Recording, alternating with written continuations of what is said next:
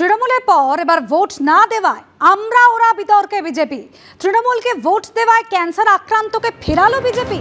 প্রধানমন্ত্রীর রিলিফ ফান্ডের জন্য সাংসদ সার্টিফিকেট না দেওয়ার অভিযোগ। সাংসদ সার্টিফিকেট না দিয়ে ফিরিয়ে দেন বিজেপি সাংসদ সৌমিত্র খাঁর আত্মসহায়ক। বিজেপিকে ভোট না দেওয়ায় ক্যান্সার আক্রান্তকে ফেরানোর অভিযোগ। সাহায্য চেয়ে বর্ধমান দুর্গাপুরে তৃণমূল সাংসদের দ্বারস্থ হয়েছেন ওই ক্যান্সার আক্রান্ত। বিজেপি যে সবকা সাথ সবকা বিকাশে বিশ্বাস করে না, এটাই তার প্রমাণ, বলছেন বর্ধমান দুর্গাপুরের তৃণমূল সাংসদ কীর্তি আজাদ। আমার কাছে আসেননি, কার কাছে আবেদন করেছিলেন চিনি না, বলছেন সৌমিত্র খাঁ। তৃণমূলকে ভোট দেওয়ার জন্যই কি ক্যান্সার আক্রান্তকে ফেরালো বিজেপি? এই প্রশ্নটা উঠছে কারণ প্রধানমন্ত্রী রিলিফ ফান্ডের জন্য সাংসদ সার্টিফিকেট না দেওয়ার অভিযোগ। সাংসদ সার্টিফিকেট না দিয়ে ফিরিয়ে দেন বিজেপি সাংসদ সৌমিত্র খাঁর আত্মসহায়ক। বিজেপিকে ভোট না দেওয়াতেই ক্যান্সার আক্রান্তকে ফেরানোর অভিযোগ। এরপরেই সাহায্য চেয়ে বর্ধমান দুর্গাপুরের তৃণমূল সাংসদের দ্বারস্থ হন ওই ক্যান্সার আক্রান্ত। আমি ক্যান্সার পেশেন্ট। আমি আমার ওই কেমো ট্যাবলেট আর কেমোর জন্য যে ওষুধের যে দাম, তার জন্য আর চালাতে পারছি না। সেটার জন্য আমি স্যারের সঙ্গে একটা সার্টিফিকেট নিতে চাই। তো খণ্ডঘোষের সাংসদ নন, তো বিষ্ণুপুর লোকসভার মধ্যে পড়ে, তো বিষ্ণুপুরের সংসদের কাছে যাননি? ওইখানে গিয়েছিলাম, ওর প্রিয় বললো যে তোমরা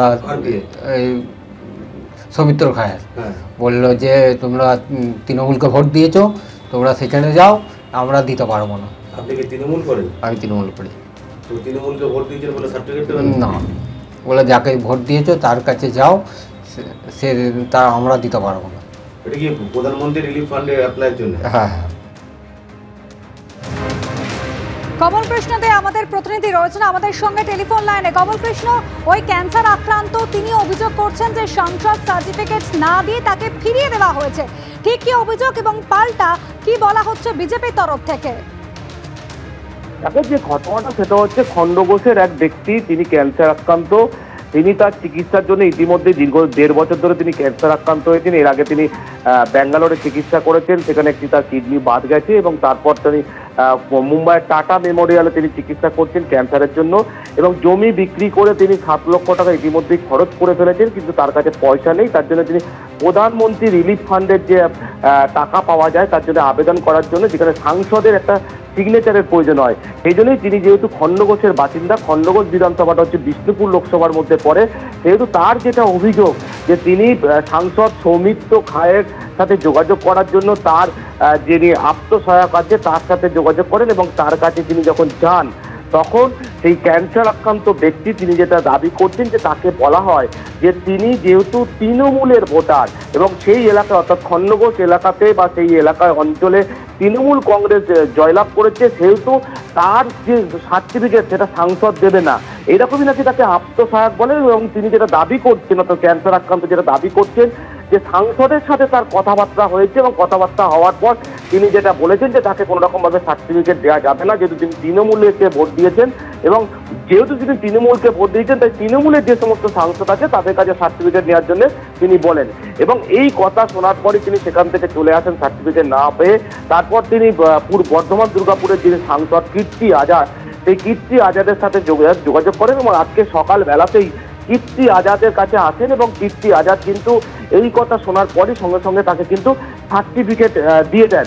এবং এখানেই এবং সৌমিত্র খাঁয়ের সাথেও কিন্তু আমরা যোগাযোগ করেছিলাম। তিনি যেটা বলেছেন যে তার এই যে অভিযোগ উঠছে সেই অভিযোগটা বেসিক্যালি ঠিক নয়, কারণ এরকম ব্যক্তির সাথে তার কোনো রকমভাবে যোগাযোগ হয়নি এবং তার যে অফিস সেই অফিসও বেশ কয়েকদিন ধরে বন্ধ আছে। এবং তিনি যেটা বলেছেন যে সেই ব্যক্তি যদি তার কাছে আগামীকাল আসেন এবং তিনি সেই সার্টিফিকেট দিয়ে দেবেন। এবং স্বভাবতই কিন্তু এই যে ঘটনা, একজন ক্যান্সার আক্রান্ত ব্যক্তি সে একটি প্রধানমন্ত্রী রিলিফ ফান্ড থেকে অনুদান পাওয়ার জন্য তিনি আবেদনের জন্য সাংসদের সিগনেচারের প্রয়োজন। সেই সিগনেচার করতে গিয়ে তিনি যখন পাচ্ছেন না, স্বভাবতই কিন্তু একটা বিতর্ক উঠছে এবং বিতর্কর পরে তৃণমূলের সাংসদ তিনি যেটা বলছেন যে কীর্তি আজাদ তিনি যেটা বলছেন যে এই ধরনের যে ঘটনা, এই ঘটনা আগে পরিচয় হচ্ছে মানুষ, সেই মানুষকে দেখে আগে তাকে সার্টিফিকেট দিতে হবে, এবং সেটা তিনি যেটা করেননি এটা ঠিক কাজ করেননি, এরকমই কিন্তু একটা বিতর্ক কিন্তু একটা সূত্রপাত হয়েছে।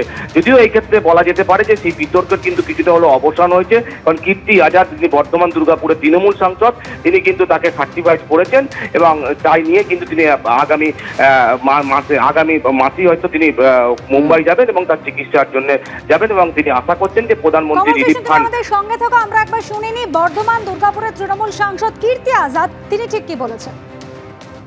मेरे वर्धमान ऑफिस से मुझे फ़ोन आया कि एक व्यक्ति आए हैं जिनको कि एक चिट्ठी की बहुत आवश्यकता है।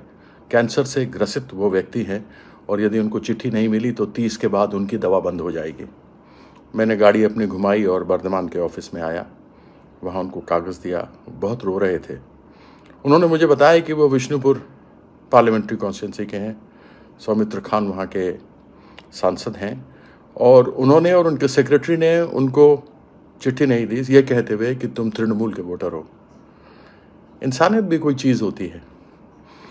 चुनाव ख़त्म हो गए, आप चुनाव जीत गए, जीतने के बाद कौन हिंदू कौन मुसलमान, किसने आपको वोट दिया किसको आपको वोट नहीं दिया, आपको इंसानियत के नाम पर कम से कम उस व्यक्ति को चिट्ठी तो देनी चाहिए थी।